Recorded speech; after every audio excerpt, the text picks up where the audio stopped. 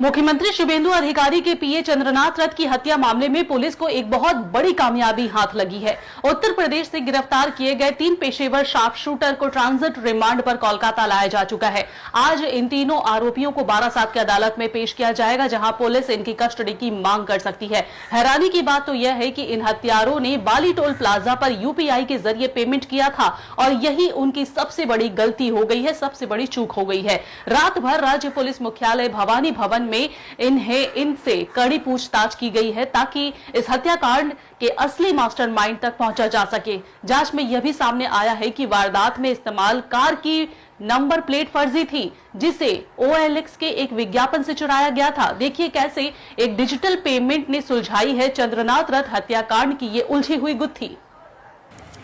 शातिर दिमाग पर डिजिटल फुटप्रिंट पर आप भारी, फर्जी नंबर प्लेट का खेल खत्म और भवानी भवन में उगलेगा सारा सच। मुख्यमंत्री शुभेंदु अधिकारी के शपथ ग्रहण से ठीक पहले 6 मई की रात मध्यम ग्राम में हुए चंद्रनाथ रथ हत्याकांड ने पूरे बंगाल को हिला कर रख दिया था।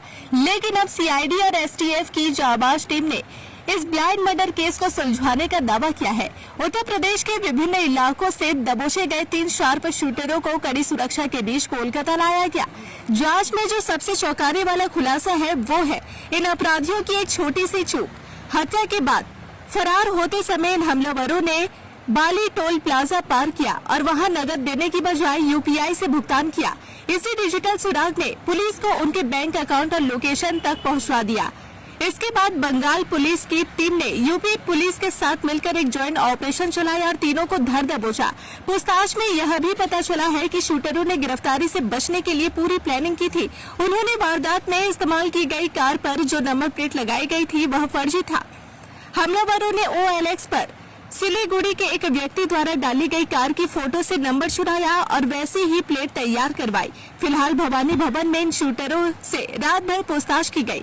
जांच एजेंसियां अब यह पता लगाने में जुटी है कि इन पेशेवर हत्यारों को सुपारी किसने दी थी। क्या इस हत्या के तार राज्य की बड़ी राजनीतिक रंजिशों से जुड़े हैं या फिर इसके पीछे कोई गहरी साजिश है। आज बारासात कोर्ट में पेशी के बाद जब ये पुलिस कस्टडी में आएंगे तो कई बड़े नामों का खुलासा होने की उम्मीद है। चंद्रनाथ रथ की हत्या का सच सामने आना बहुत जरूरी है, क्योंकि यह मामला सीधे तौर पर राज्य की सुरक्षा सत्ता के गलियारों से जुड़ा है। क्या इन शूटर्स के पीछे किसी बड़े सफेद पोश का हाथ है? हमारी नजर बारासात कोर्ट की हर हलचल पर बनी रहेगी।